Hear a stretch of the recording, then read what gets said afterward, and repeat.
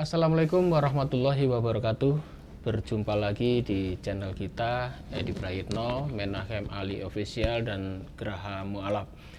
Seperti biasa, setiap malam Jumat kita selalu mengadakan kajian-kajian yang lagi viral dibicarakan banyak orang ya.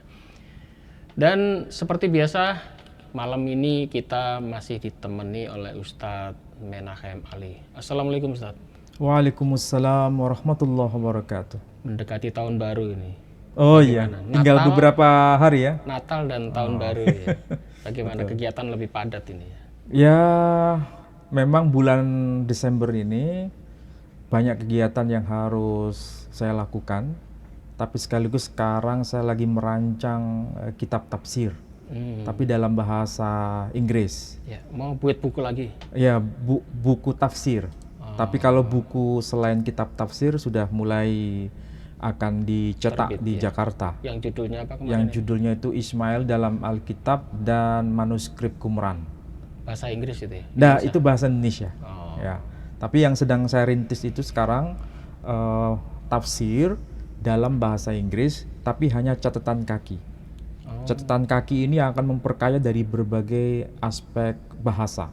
Ibrani, Yunani, Aramaik atau Suryani itu saya lengkapi dengan data-data kuno dan juga dokumen-dokumen tradisi Yunani, misalnya soal mengenai nama Makkah, kemudian kaitannya dengan Makuraba dalam dokumen abad kedua Masehi itu saya akan sertakan di situ. Jadi ini memang karya yang akan menjadi warisan bagi anak cucu saya besok.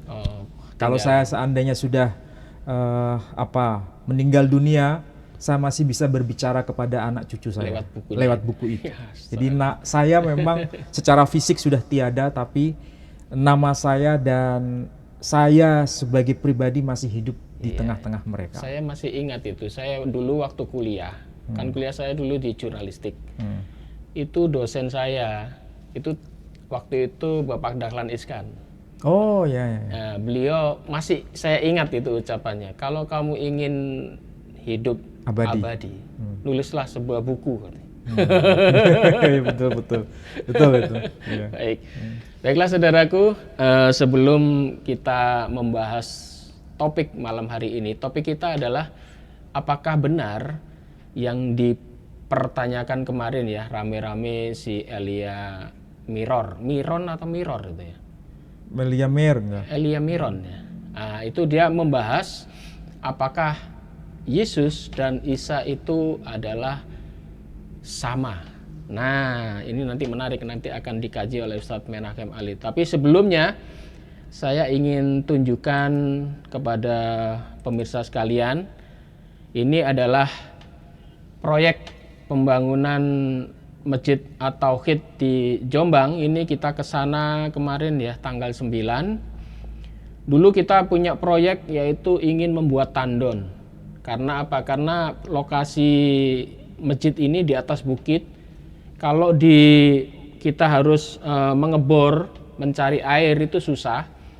Akhirnya kita mencari sumber. Sumber itu kita dapatkan jaraknya 2,5 kilo. Nah, dari sumber itu kita tarik pipa, kemudian kita masukkan ke tandon. Dari tandon ini baru dialirkan lagi ke bawah, karena posisi masjid itu agak ke bawah dari bukit. Itu sejauh sekitar 200 meter atau 250 meter ya. Dan alhamdulillah berkat bantuan dari para donatur, tandon ini sudah kita buat ya. Itu Anda bisa saksikan, tandonnya ini sudah selesai, dan pipa yang dari tandon ke masjid pun itu sudah selesai ya. Dan masjidnya itu sampai hari ini sudah kita bangun MCK-nya, termasuk tempat wudhu sudah hampir selesai. Kita kemarin sudah cek ke sana. Kemudian posisi masjid, nah, seperti yang Anda saksikan, ini tinggal pintu dan jendela. Untuk granit bawahnya sudah selesai, jadi tinggal pintu dan jendela itu yang belum dipasang. Tapi insya Allah untuk masjid ini secepatnya sudah bisa dipergunakan. Jadi untuk para donasi, para donatur, Bapak Ibu sekalian, saya ucapkan banyak terima kasih, dan semoga amal Bapak Ibu sekalian dilipat gandakan oleh Allah Subhanahu wa taala. Amin ya robbal alamin. Baik, kembali ke topik ya. Tadi sudah saya buka sedikit bahwa topik kita malam hari ini adalah membahas apakah Yesus dan Isa itu adalah pribadi yang sama. Karena di luaran sana itu terpecah menjadi dua.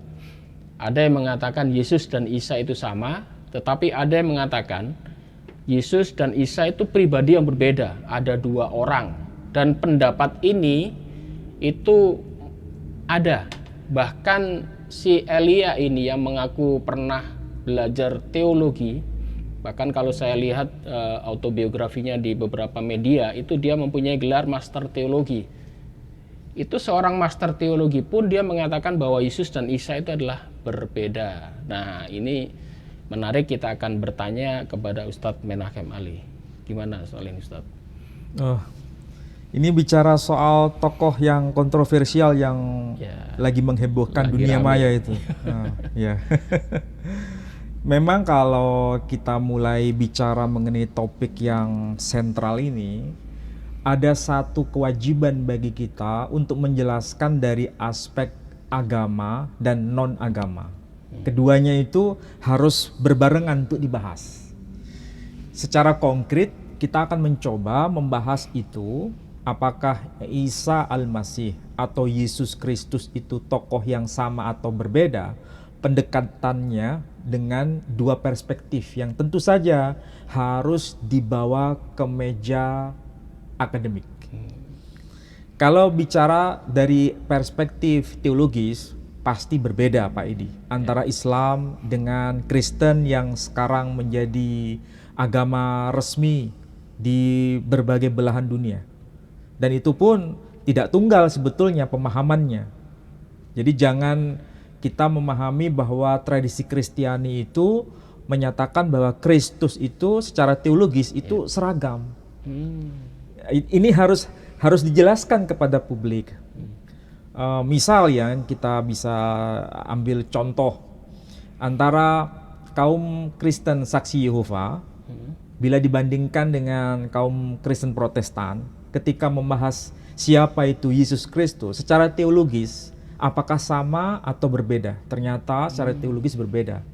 Bagi kaum Kristen Saksi Yehova atau Jehovah Witness, itu hanya sekedar sebagai ciptaan yang paling utama. Ciptaan yang mula-mula. Bukan pencipta yang mula-mula, tapi ciptaan yang mula-mula sebelum diciptakan hal yang lain. Statusnya hanya sebagai ciptaan Tuhan. Sementara kalau dari tradisi Kristen, baik itu Katolik, Protestan, dan Ortodok, memahami bahwa Kristus itu atau Yesus Kristus itu sebagai bagian pribadi kedua dari Trinitas. Sedangkan Saksi Yehova menolak apa itu yang dimaksud dengan Trinitas. Ini itu ya? Secara teologis tidak sama, tidak satu pemahaman. Dan ini saya kira kaum Muslim juga harus paham mengenai ini. Saudara kita kaum Kristiani saya kira juga tahu persoalan ini. Artinya secara teologis itu memang ada varian-varian pemahaman. Siapa sebenarnya Yesus Kristus itu. Nah, kalau dari tradisi Islam, ketika memahami siapa itu Yesus Kristus, itu seragam. Seragamnya sangat jelas. Menganggap bahwa Yesus Kristus itu hanya sebagai pribadi utusan Tuhan. Nabi. Hanya sebagai nabi, hanya sebagai rasul.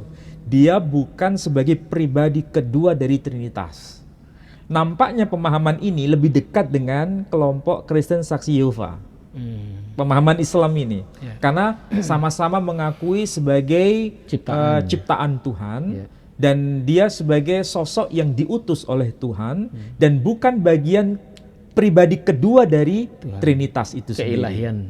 Jadi ini sesuatu yang penting untuk dibicarakan memang. Secara teologis ada meeting point antara Islam dengan tradisi Kristen yang memang ini agak dianggap gharib di antara tradisi Kristen yang lain. Gharib itu apa? Gharib itu agak asing. Karena ini meletakkan Kristus atau Yesus Kristus sebagai pribadi ciptaan Tuhan. Itu dari saksi Yehova. Kristen saksi Yehova sendiri. Dan mereka kebanyakan menyebut diri sebagai Kristen Tauhid sekarang ini. Itu eksis di Indonesia, Pak Edi. Bukan hanya di luar negeri. Tapi ditolak. Ya memang ditolak oleh tradisi Kristen Protestan, tradisi Kristen Katolik, tradisi Kristen Ortodok. Tapi ingat, antara Katolik dan Ortodok juga tidak sepemahaman mengenai aspek teologis keilahian dari Yesus Kristus sendiri, meskipun ada titik pertemuannya, ya. Jadi memang bicara teologis itu pelik, Pak Edi. Pelik itu maksudnya tidak sesederhana yang kita maksud, yang kita lihat secara umum. Ada varian-varian. Tapi kalau kita memahami dari tradisi Islam, ketika melihat sosok Yesus Kristus atau Isa Al-Masih, itu semua seragam, hanya sebagai utusan Tuhan, hanya sebagai ciptaan Tuhan. Ketika melihat sosok Nabi Muhammad SAW juga sebagai sosok utusan Tuhan, bukan pribadi kedua atau pribadi yang berserikat dengan Tuhan. Nah, di sini memang ada plus minus di antara pemahaman Islam dengan pemahaman kekristenan yang kita kenal secara umum. Tapi ada meeting point dengan kelompok saksi Yehova. Itulah sebabnya di antara saudara kita kaum Kristiani, di antara para teolog, ya, menyebutkan bahwa tradisi Islam itu ada kedekatan dengan kelompok Arianisme. Ada kedekatan. Tapi ini kajian yang historis dan tentu saja tidak cukup dibicarakan pada malam hari ini. Kita sekarang hanya fokus pembahasan itu pada level nama dulu, sebelum masuk pada konteks teologis dan historisnya. Yang harus menjadi catatan, Pak Edi, kalau dikatakan bahwa Isa Al-Masih ataupun Yesus Kristus dianggap sebagai pribadi yang berbeda, ini kita harus cermat menganalisanya. Itu berdasarkan aspek nama atau berdasarkan aspek historisnya atau berdasarkan aspek teologisnya. Itu harus jelas, ya. Kalau Pak Edi tanya kepada saya, apakah nama Isa Al-Masih itu merupakan penanda identitas keislaman? Apakah nama Yesus Kristus itu sebagai penanda identitas kekristenan? Nah, ini yang harus kita bahas berdasarkan dokumen. Ini yang kita bahas lebih awal dulu. Oke? Nah, kita harus tahu dalam tradisi Islam itu basis utamanya adalah Al-Quran. Di dalam Al-Quran yang diwahyukan dalam bahasa Arab, itu yang muncul adalah nama Isa Al-Masih. Isa ibnu Maryam. Jadi yang dikenal dalam Quran itu Isa ibnu Maryam atau Isa Al-Masih. Itu semua ayat Quran menyebutkan itu. Menariknya, nama Isa itu terulang sebanyak 25 kali di dalam Al-Quran. Berarti lebih banyak dibanding dengan nama Nabi Muhammad SAW yang hanya terulang sebanyak 4 kali dengan nama Muhammad, sementara nama Ahmad terulang hanya 1 kali. Berarti prosentase pengulangan nama sang tokoh itu lebih banyak nama Isa dibanding nama Muhammad SAW. Ini menjadi catatan menarik. Kenapa bisa begitu? Tentu saja ini ada semacam pertanyaan besar, question mark, yang harus terjawab. Tapi kita harus tahu, mengapa wacana mengenai tokoh ini, sehingga namanya itu terulang sekian banyaknya, itu berarti hampir bisa dikatakan penyebutan narasi sang tokoh ini sangat-sangat rigid di dalam Al-Quranul Karim. Sangat detail di dalam Al-Quranul Karim. Dan detailnya itu bukan hanya detail dalam konteks kalimat, bahkan dalam satu surah. Makanya ada nama surah Maryam. Itulah sebabnya kalau kita bicara surah Maryam, itu bicara mengenai tokoh sentral itu. Yesus dan Nabi Isa itu ya. Nah, kita mulai dari pembahasan kebahasaan atau linguistik. Nama Isa Al-Masih ini bukan sesuatu yang asing dalam tradisi Timur Tengah. Basisnya bahasa Arab. Sebelum munculnya Quran, nama ini sudah populer dalam tradisi Suryani. yang kita kenal dengan teks Peshitta. Teks Peshitta itu adalah teks yang ditulis dalam bahasa khas Timur Tengah berdasarkan lisan Nabi Isa alaihissalam. Karena beliau bicara ketika menyembuhkan orang yang punya penyakit matanya buta, kemudian supaya bisa melihat, dia mengatakan, dan itu tercatat dalam Injil Kristen sekarang, dalam bahasa aslinya. Dia berkata apa? Efata, arti bahasa Arabnya sama dengan iftah. Apa artinya? Terbukalah. Jadi intinya ketika dia bicara mengenai mukjizat besar itu, efata, terbukalah, bahasa Arabnya iftah. Mata yang buta itu menjadi melihat. Ketika ada perempuan, anak perempuan yang meninggal dan dia mau hidupkan itu, dia berkata dalam bahasa Suryani. Apa itu? Talita kumi. Bangkit. Wahai anak perempuan, bangkitlah. Ini bahasa Suryani, mirip dengan bahasa Arabnya. Bahkan dalam klaim agama Kristen sendiri yang disalibkan itu Yesus Kristus, ya. Menurut saudara kita kaum Kristiani, dia juga bicara dalam bahasa Suryani, bukan dalam bahasa Yunani. Eli itu ya. Iya, betul. Dia bicara apa? Eli Eli lama sabaqtani. Nah, kalau dalam bahasa Arabnya dekat dengan bahasa Suryani. Ilahi ilahi limada taraktani. Arti harfiahnya sama. Tuhanku, Tuhanku, mengapa engkau meninggalkan aku? Jadi ilahi ilahi limada taraktani itu bahasa Arabnya. Sementara bahasa Suryaninya dia berujar dengan bahasa Eli Eli lama sabaqtani. Nah, ini ada kedekatan. Dan dalam bahasa Suryani, beliau itu namanya dikenal dengan sebutan Aiso the Mesiho. Oh, Iso ya. Aiso the Mesiho.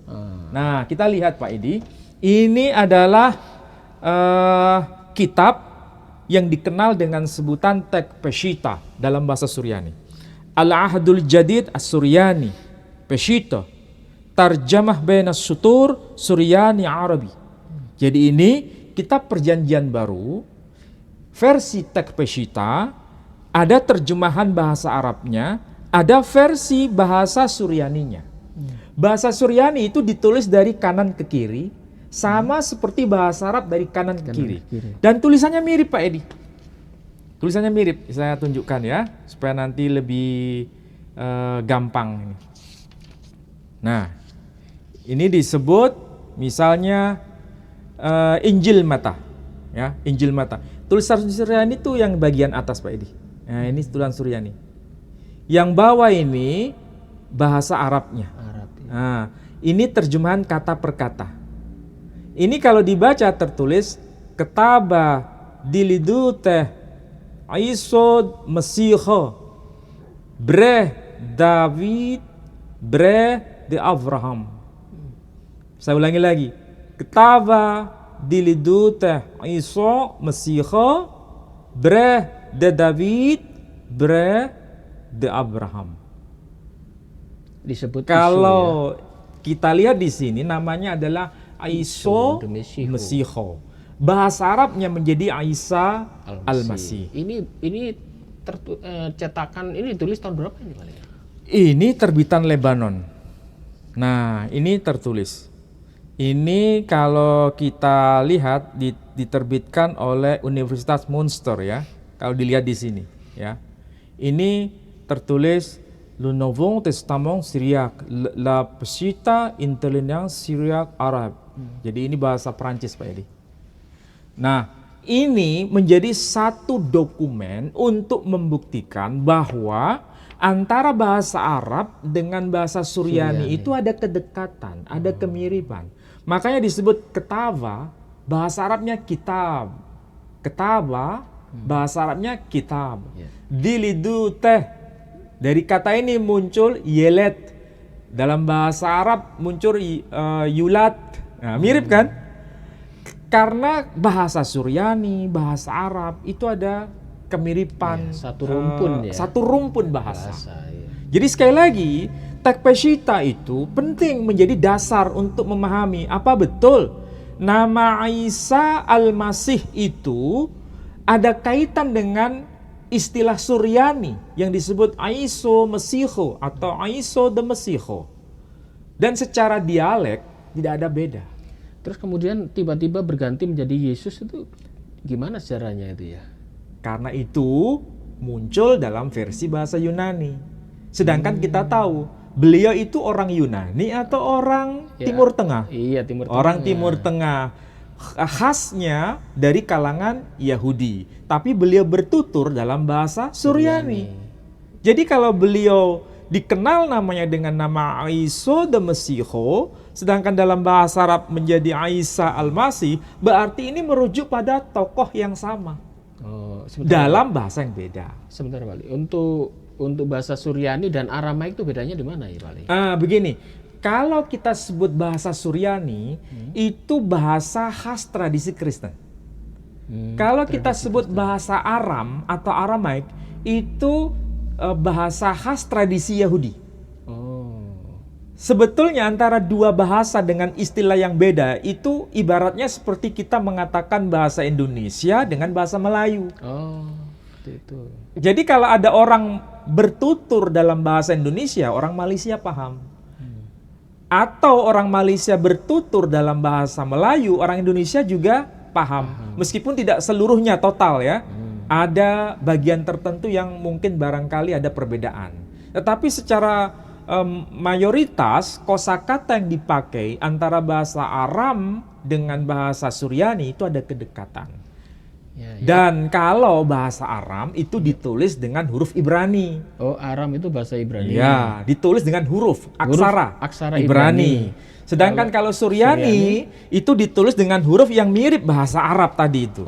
Nah, ini Suryani. Ini ada dikenal dengan istilah Sirto, Estrangilo dan lain sebagainya. Nah, ini menandakan bahwa penggunaan aksara itu menjadi penanda identitas agama. Kalau Yahudi tidak pakai aksara ini. Mereka pakai bahasa Ibrani. Bahasa Ibrani, aksara Ibrani. Atau bahasa Aram, aksara Ibrani. Nah itu.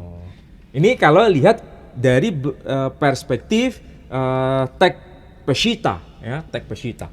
Sedangkan orang Kristen sendiri, jangan lupa Pak Edi, itu juga menggunakan istilah Isa Al-Masih. Pakai nama Isa. Iya, juga. Di kalangan tradisi Arab itu tidak hanya menyebut dengan nama Yasu'a Al-Masih, tapi juga Isa Al-Masih. Ini buktinya. Ini yang disebut dengan, saya tunjukkan, Al-Kitabus Syarif, ya, Al-Kitabus Syarif, At-Taurah wal Mazamir. Jadi ini kitab Taurah dan kitab Mazmur. Wasuhuf Al-Anbiya. Kitab apa itu? Kitabnya para nabi. Wali Injilus Syarif dan kitab Injil, ya, Asy-Syarif. Ini dipakai di kalangan tradisi Kristiani juga di Timur Tengah.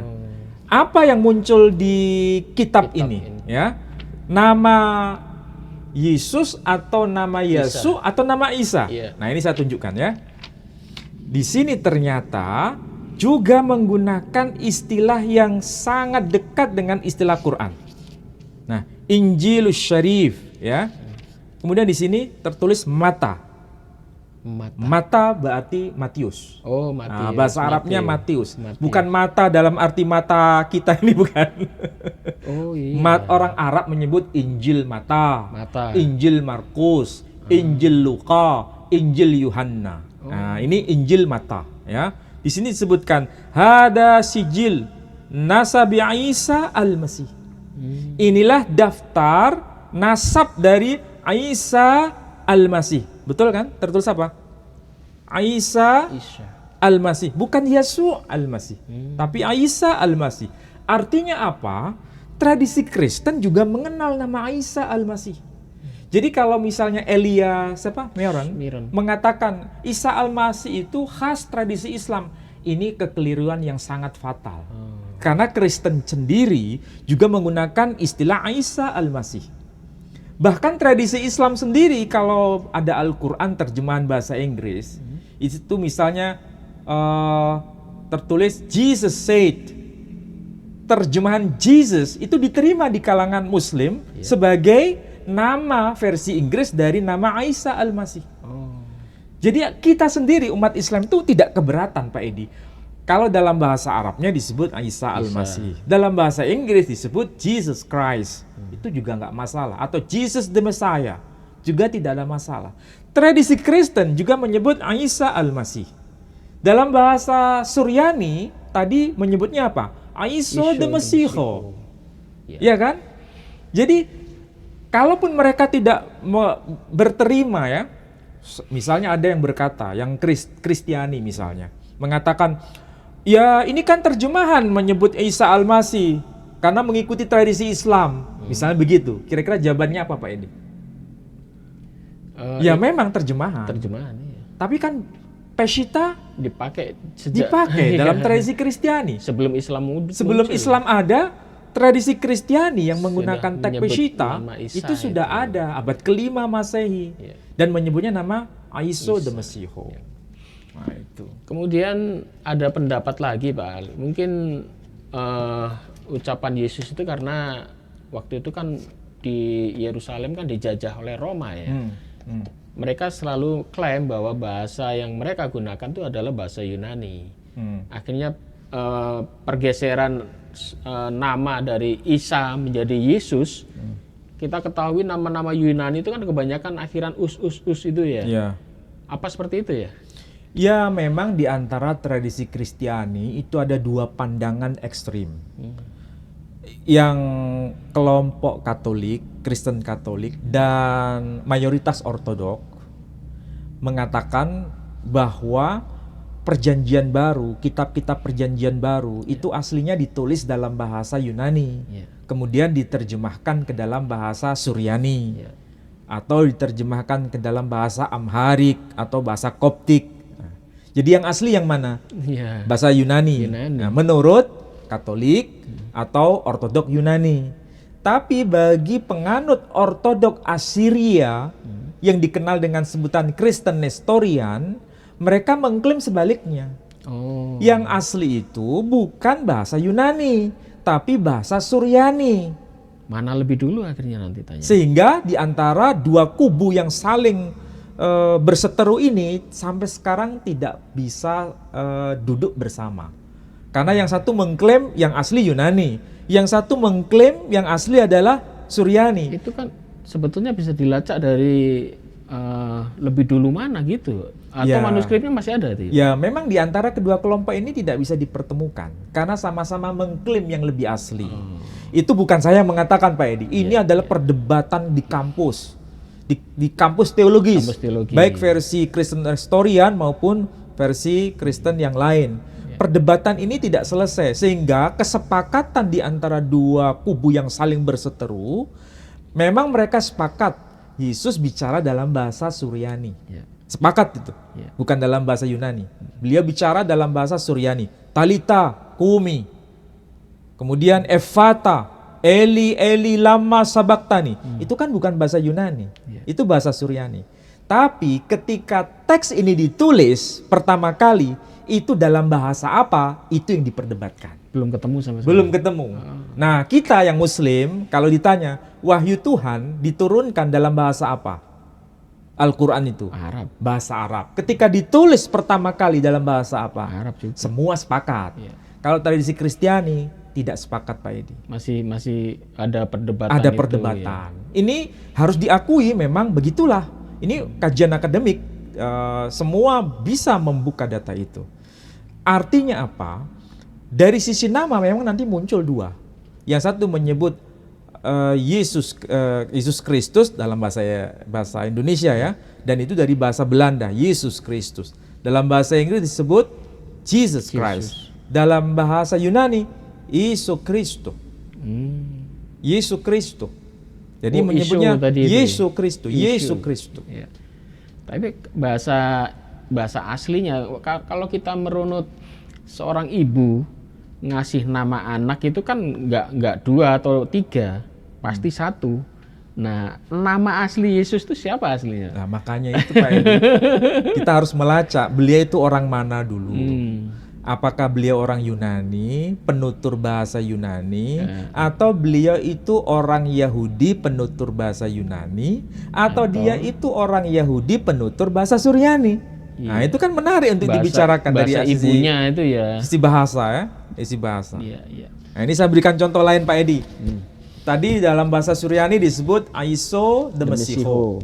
Dalam bahasa Arab ada Isa al-Masih. Ini Injil dalam bahasa dalam bahasa Parsi. Dalam bahasa Parsi dia juga disebut dengan nama Isa Masih. Nah, ini Parsi itu tulisannya Arab Pak Edi. Parsi itu negara Iran. Oh, Iran itu bahasa Parsi, ya. Bahasanya bahasa yang mirip dengan bahasa Sanskerta. Bahasa di India. Bukan bahasa Arab mana? Nggak ada kemiripannya. Kalau ada diadopsi hanya sebagian-sebagian. Tapi mayoritas itu kosakatanya bahasa khas Indo-Eropa. Sama. Ya, nanti saya tunjukkan. ya, saya tunjukkan. Ini kalau dibaca Injil Matius ya, pasal yang paling awal itu disebutkan Ajdad Isa Masih, ya. Ajdad Isa Masih. Ajdad itu silsilah gitu bisa dikatakan nasab. Silsilah gitu ya. Kalau arti harfiahnya itu jad itu artinya nenek kakek. Silsilah berarti Ajdad Isa Masih. Disebutkan Daud, Ibrahim, Pagambar, Hardo, Jad Isa Masih, Baud, Ibrahim, Pader Ishak. Jadi Ibrahim, Pader Ishak, Ishak, Pader Yakub, wa Yakub, Pader Yehuda, Bradran, Abod. Yehuda Pader Fares, Wazare Mader Unha Tamarbot. Kira-kira Pak Edi? Ucapannya asing ya? Asing ya? Nah, ini saya tunjukkan nih. Ini coba ini ya. Ibrahim Father Ishak. Father. Bahasa Inggrisnya apa? Bapak. Father. Bahasa Parsinya father. Jadi sama. Ibrahim Father Ishak. Artinya Ibrahim itu ayahnya, Ishak father. Ishak father Yakub. Ishak itu ayahnya Yakub, father. Wa Yakub father Yehuda. Dan Yakub itu ayahnya Yehuda. Wa brother'an Obod. Brother'an. Bahasa Inggrisnya brother. Saudara. Iya kan? Iya, mirip-mirip Inggris malah. Iya, karena apa? Bahasa Parsi itu satu rumpun keluarga Indo-Eropa. Ya. Dalam bahasa Parsi disebut pader, dalam bahasa Sanskrit disebut pitar. Father Pitar. Kalau bahasa Parsinya pader, dalam bahasa Inggrisnya father, dalam bahasa Jerman vater. Ya. Dalam bahasa Yunani, dalam bahasa Latin menyebutnya apa? Pater. Iya, pater noster, misal doa Bapa kami itu. Hampir mirip ya. Brother'an, ini bahasa Parsi. Brother'an bot, abot, brother'an arbot. Brother'an bahasa Inggrisnya brother. Saudara. Ya, brother, saudara laki-laki. Ya, kemudian kalau bahasa Sanskritnya menjadi apa? Barata. Nah, jadi jalan Barata Jaya, Barata itu saudara laki-laki.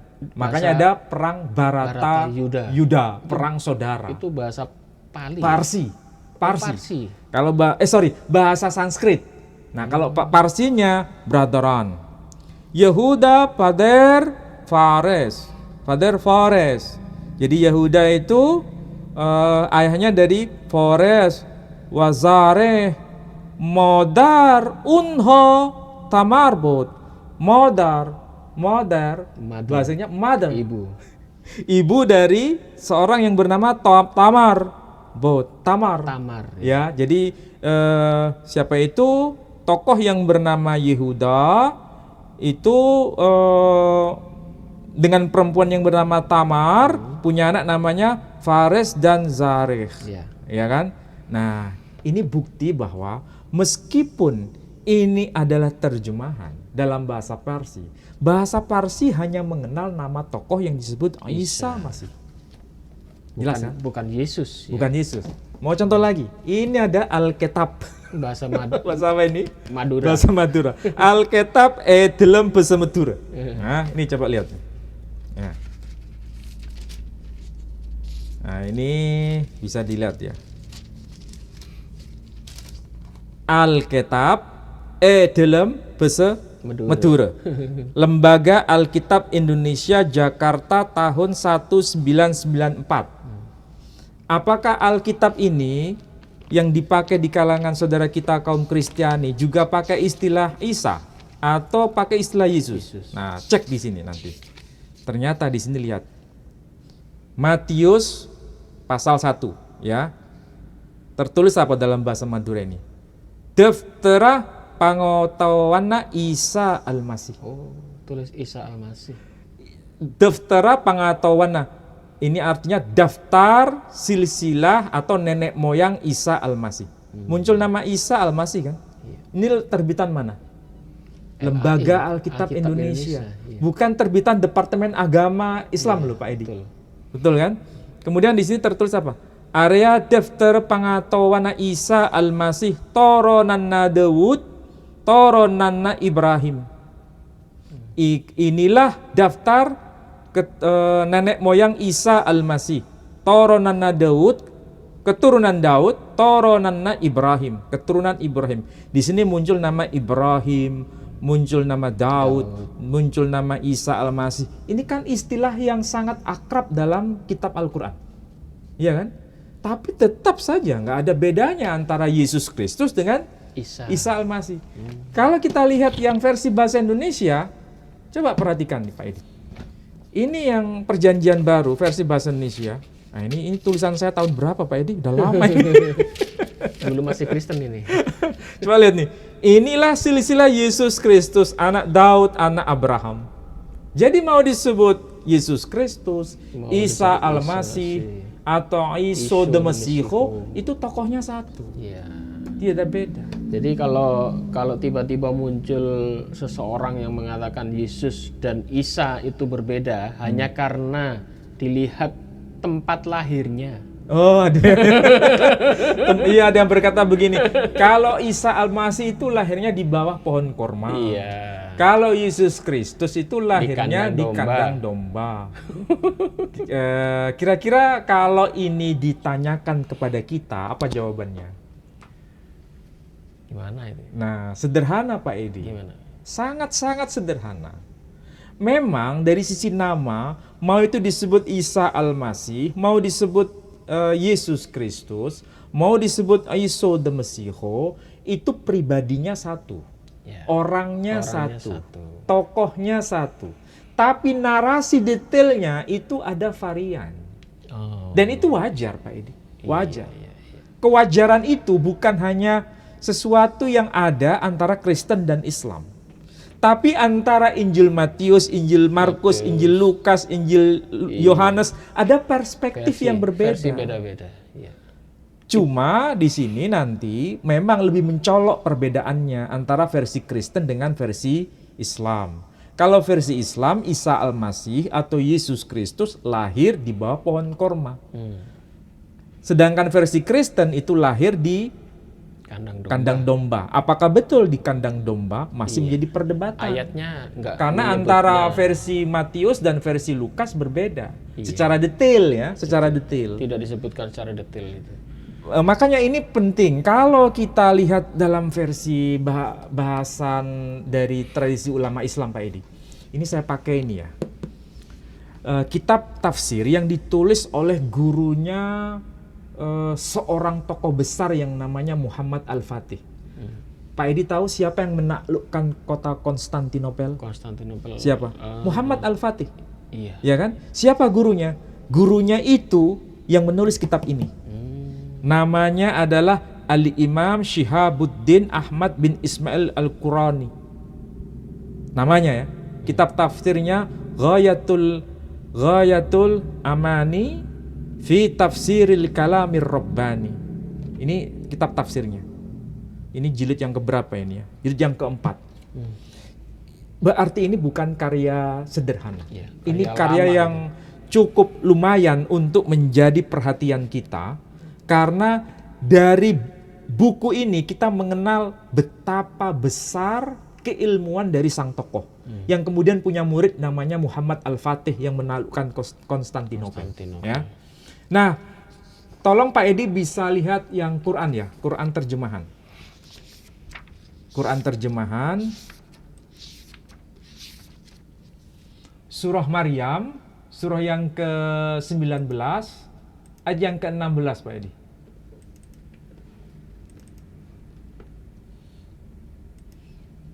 Belas. 16. Nah, di sini kalau kita lihat bahasa Arabnya wadhkur fil kitabi Maryam. Ya. Kalau diterjemahkan dan ceritakanlah kisah Maryam di dalam Al-Qur'an. Mengenai apa? Ketika Maryam itu menjauhkan diri dari keluarganya, min ahliha. Kemana? Makanan syarqiyah. Ke kawasan sebelah timur. Kawasan sebelah timur itu menunjuk pada arah timur. Berarti beda dengan arah selatan, Pak ini. Ya. Arah timur dari mana? Di sini beliau menjelaskan, min ahliha makanan syarqiyah. Syarqi yang dimaksud Bait Al-Muqaddas. Jadi yang dimaksud itu adalah timur dari Baitul Maqdis. Ya. Timur dari Baitul Maqdis itu berarti kita harus tahu posisi Baitul Maqdis itu terletak di kota mana? Yerusalem. Sedangkan kota Bethlehem itu terletak di kota mana? Terletak di kawasan mananya Yerusalem? Bethlehem. Selatan, Pak ini. Jadi Bethlehem itu terletak di selatannya kota Yerusalem. Sedangkan kalau Quran menyebutkan ke arah timur dan itu timurnya dari Baitul Maqdis, berarti ini bukan Bethlehem. Ya kan? Ke kota mana? Memang Al-Quran tidak menjelaskan nama, hanya menjelaskan wilayah. Kalau wilayah timur, arah timur, berarti yang jelas bukan persis seperti yang diyakini oleh kaum Kristiani sekarang. Nah, coba cek sekarang. Pak Edi baca ayat berikutnya. Terus. Ayat 17. Ya, 17, 18, 19, mungkin coba ayat 22 seingat saya. Coba cek. 22. Cek 22 dulu Pak Edi. Maka Maryam mengandungnya, lalu ia menyisihkan diri dengan kandungannya itu ke tempat yang jauh. Ya, itu lokasi yang sangat jauh ke wilayah timur itu. Dan terus sampai pada ayat berikutnya. Maka rasa sakit akan melahirkan anak, memaksa ia bersandar pada pangkal pohon kurma. Ia berkata, aduhai, alangkah baiknya aku mati sebelum ini, dan aku menjadi barang yang tidak berarti. Terus, 24. Lagi dilupakan. 24. Maka Jibril menyerunya dari tempat yang rendah. Janganlah kamu bersedih hati, sesungguhnya Tuhanmu telah menjadikan anak sungai di bawahmu. Jadi ini merupakan bukti yang jelas dan runtut sesuai dengan informasi Al-Quran bahwa malaikat Jibril itu menyeru dari kawasan atau lokasi yang rendah. Kalau lokasi yang rendah, kawasan yang rendah, tanah yang rendah, itu berarti terendah dalam konteks apa? Dan kita bisa lihat, kalau kita cermati, kawasan yang sebelah timur, itu memang kawasan yang terendah di bumi ini. Mana kawasan itu? Yang dikenal dengan kota Yeriko. Kota Yeriko itu adalah kota pohon korma sampai hari ini. Jadi kota Yeriko itu dikenal sebagai kota pohon korma. Korma-korma yang berasal dari kota Yeriko dikenal dengan sebutan kurma Maryam. Sampai hari ini. Kalau di Indonesia ini kita hanya kenal apa? Roti Maryam, Pak Edi. Iya kan? Tahu nggak dasarnya kenapa kok disebut roti Maryam? Tidak tahu saya. Itu ada apa? Istilahnya ada jejak historisnya, Pak Edi. Karena ada tradisi kaum Kolilidrian, penyembah Maria sebagai oknum ketiga dari Trinitas, ya mendapatkan ekaristi dengan menggunakan roti bundar. Kemudian itu sampai sekarang masih kita kenal dengan Dinamakan- sebutan roti Maryam. Itu ternyata tradisi Kristen. Tradisi Kristen yang ada di kawasan Arabia waktu itu. Dan kita mengenal itu sampai ke sini kan. Sampai roti Maryam. Nah, ini bukan bicara mengenai roti Maryam, Pak Edi. Ini bicara mengenai kurma Maryam yang memang berasal dari kawasan Yeriko. Iya. Nah, kawasan Yeriko itu sebenarnya kalau kita lihat di daerah situ, itu adalah kawasan yang apa istilahnya? Lokasi yang rendah. Coba lihat di situ Pak Edi. Peta ya. Itu berada di kawasan yang kita kenal dengan sebutan Dead Sea Scroll sekarang. Yeriko. Tulis saja lowest land of the world. Lowest. L-O. Lowest Land pakai T. land. S-nya pakai T. Oh, T, kemudian L-A-N-D land of of the world. the word. W-O-R-L-D. R-L-D. Ya. Nah, klik sekarang. That's key. Apa? Ya. Dead Sea. Indonesia nggak apa-apa. Ini juga nggak apa-apa. Coba.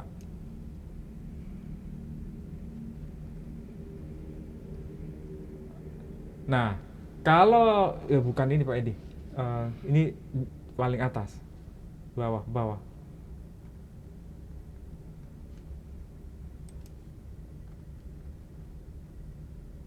Bukan yang ini.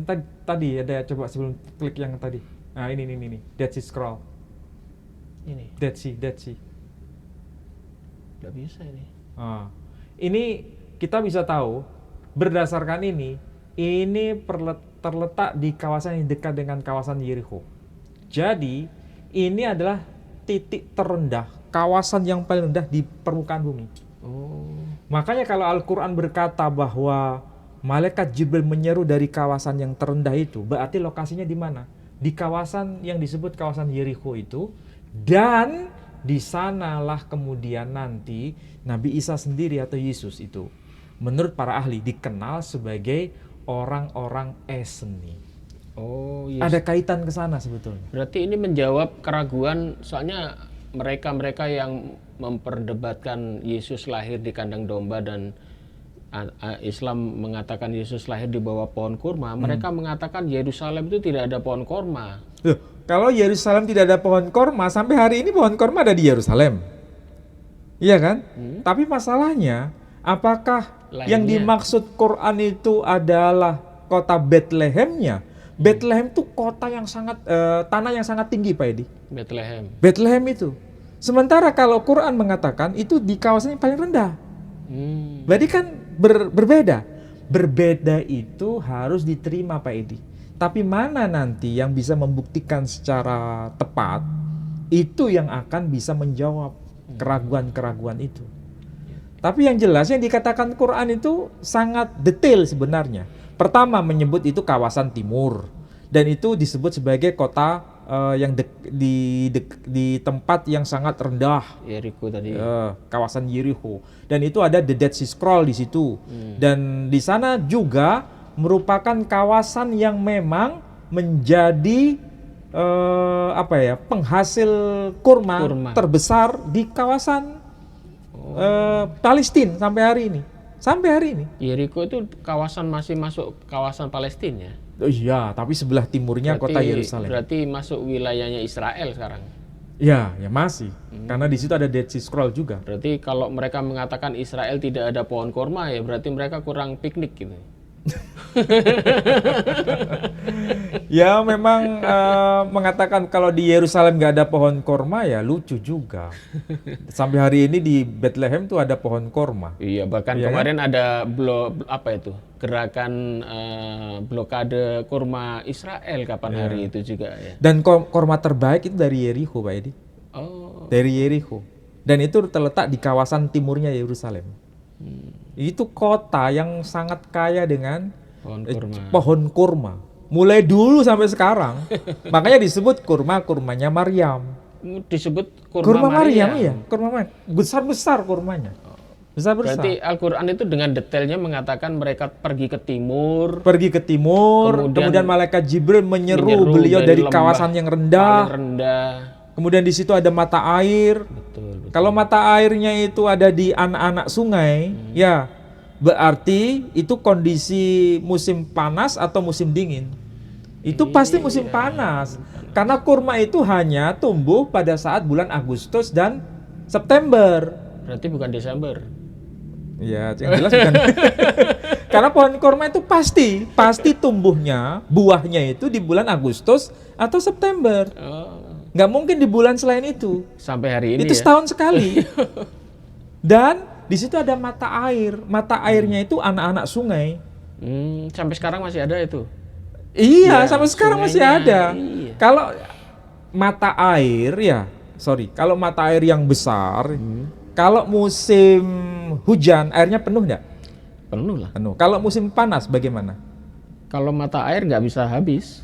Kalau yang sumber pertama? Nggak bisa habis, ya masih ada terus itu. Kalau misalnya habis, yang masih tersisa di mana? Di anak sungai. Di anak sungainya. Kalau di sumbernya udah habis. Yeah. Kalau di sumber utamanya habis, berarti itu musim panas atau musim dingin? Musim panas. Musim panas. Yang tersisa hanya di anak sungai. Berarti memang Nabi Isa lahir di musim panas, bukan musim dingin. Iya. Itu klaim Quran ya. Apalagi ada gembala di padang gitu. Nah, kalau di dalam Alkitab disebutkan ada gembala di padang, yang di malam hari kan. Kalau musim dingin ya matilah mereka. Nah, itu kan menjadi sebuah bukti kan bahwa apa yang dikatakan Al-Quran itu memang detail. Meskipun berbeda dengan yang diceritakan di dalam Alkitab. Ya. Dan tentu saja mengenai mana yang benar, mana yang tidak benar itu tergantung bagaimana keyakinan masing-masing. Ya. Atau kita investigasi secara geografis, kemudian secara iklim, itu bagaimana kita bisa mengkajinya. Iya. Jadi kalau orang mengklaim Yesus dan Isa itu berbeda, tadi sudah disebutkan oleh Ustadz Ali bahwa mulai dari nama saja ternyata Isa Al-Masih itu juga disebutkan di kitab-kitab Kristen kuno, bahkan itu pra-Islam, sebelum Islam. Iso de Mesiho. Seorang ibu itu pasti memberikan nama itu nggak mungkin double 3, pasti 1 ya. Tergantung apakah itu Iso de Mesiho ataukah Yesus kah ataukah Isa. Tapi yang jelas bahasa ibu tadi sudah disebutkan bahwa mereka menggunakan bahasa Suryani dan Aramek tadi ya. Jadi bukan bahasa Yunani, meskipun orang-orang sering mengatakan bahwa waktu itu di sana kan dijajah oleh orang-orang Yunani, oleh orang Roma. Tetapi pasti seorang ibu itu masih menggunakan bahasa ibu ya, bahasa keluarga untuk memberikan nama putranya ini. Jadi kalau ada orang mengatakan Yesus dan Isa hanya berdasarkan perbedaan nama, ini sudah dijawab oleh Ustadz Ali. Itu tidak benar. Itu tidak benar. Berarti ini tetap bahwa itu adalah pribadi yang sama ya Ustadz ya. Kemudian yang kedua, mereka mengatakan perbedaan Yesus dan Isa hanya karena dilihat kisah. Yang satu lahir di bawah pohon kurma, yang satu lahir di kandang domba. Ternyata mereka mengatakan, di Israel tidak ada pohon kurma, mustahil Yesus lahir di bawah pohon kurma, tadi udah disebutkan. Ternyata Yesus itu mengucilkan diri, mereka berjalan. Maryam dan keluarganya ya beserta Yusuf. mengucilkan dirinya itu ke kawasan timur, dan kawasan itu adalah kawasan yang rendah, yaitu Yeriko. Dan itu adalah kota Yeriko. Dan di sana sampai hari ini ditemukan kurma yang enak sekali yang dinamakan kurma Maryam. Wah, luar biasa. Selain kita makan roti Maryam, seharusnya konsumsi ada kurma Maryam. Habis ini kita harus berburu kurma Maryam dari Yeriko. Iya, betul. Baiklah saudaraku, untuk kita kembali lagi ke Yayasan Pembina Mu'alaf. Kita saat ini masih selalu mengadakan kegiatan, program dan sebagainya, baik itu yang di wilayah YPM Pusat Jawa Timur dengan program pembangunan masjid dan pondok pesantren, Juga yayasan ini membina para mu'alaf di daerah-daerah ya. Kita punya cabang-cabang di beberapa wilayah, baik itu di Papua, Manado, Kalimantan, sampai ke Pulau Jawa. Dan semuanya membutuhkan biaya. Untuk itu, terus dukung kami untuk perjuangan ini. Kalau orang melihat kami hanya kajian saja, sebetulnya tidak ya. Kita banyak sekali punya program pembinaan mu'alaf, membiayai mereka mu'alaf yang kekurangan. Bahkan kita dulu juga memberikan bantuan modal untuk para mu'alaf. Yang jelas banyak sekali program yang akan kita agendakan, tetapi kita sering terkendala dengan soal dana. Di samping kita membangun yang belum selesai, kita juga membangun soal pembinaan mu'alaf dan juga kajian. Kajian ini juga untuk memperkuat akidah Islam, supaya apa? Supaya orang-orang Islam ini jangan sampai ya tergadai imannya. Untuk itu, untuk Anda yang ingin mendukung kami, ini tagline-nya masih berjalan. Anda bisa salurkan bantuan Anda di Bank Syariah Indonesia di nomor rekening 111889971 atas nama YPM atau Tauhid Jawa Timur. Kami doakan para donatur selalu dilimpahkan rezekinya dan dilipat gandakan oleh Allah Subhanahu wa taala. Mungkin Pak Ali ada penutup? Ya, paling tidak kita yang sangat akrab dengan kajian tafsir minimal bisa baca karya dari seorang ahli tafsir, gurunya siapa itu? Muhammad Al-Fatih. Al-Fatih. Ya. Karya yang sangat luar biasa ini perlu dibaca untuk bisa memahami bagaimana yang terjadi interaksi antara Islam dan Kristiani pada masanya itu. Yeah. Dari kitab ini, Ghayatul Amani fi Tafsiril Kalamir Rabbani. Ghayatul Amani fi Tafsiril Kalamir Rabbani. Karya dari Al-Imam Asy-Syihabuddin Ahmad bin Ismail Al-Qurani. Jadi ini adalah karya penting untuk memahami betul bagaimana dimaksud Al-Quran sebagai kawasan timur itu ternyata dari kawasan Masjidil Aqsa atau yang disebut sebagai Baitul Maqdis atau bahasa Ibraninya disebut Beit Hamikdash. Nah, kawasan timur itu yang mana? Ini merujuk pada satu-satunya kawasan yang disebut Yericho dan itu disebut sebagai kota kurma. Dan itu tercantum dalam Alkitab sebagai kota kurma. Ada dalam kitab Tauratnya Nabi Musa sendiri. Artinya kota itu sejak zaman Musa sudah dikenal sebagai kota kurma. Dan itu kemudian betul-betul eksis saat Nabi Isa alaihissalam diutus. Bahkan eksis sampai ketika Nabi Muhammad SAW diutus. Sampai hari kita sekarang, kota itu penghasil terbesar dari buah yang disebut kurma, dan kurmanya disebut kurma Maria. Masya Allah. Jadi ini mungkin kita akan besok, karena ini mendekati Natal Pak Ali, kemungkinan kita ini akan menarik membahas ini. Dulu pernah Pak Ali difitnah juga bahwa Bunda Maria itu Pak Ali mengatakan dari kitab Talmud itu kan ada tuduhan di dari tentara apa itu istilahnya Pantera. Nanti kita akan bahas itu. Nah minggu depan kita bahas itu. Soalnya dulu Pak Ali sempat difitnah ini, dan fitnah itu sempat ramai itu. Bahkan yang termakan fitnah bukan hanya orang-orang Kristen, orang-orang Muslim, orang-orang pesantren malah. Orang-orang pesantren, soalnya videonya dipotong. Iya. Sehingga Pak Ali pun dihujat waktu itu. Bukan hanya dihujat, mau dilaporkan polisi. Iya.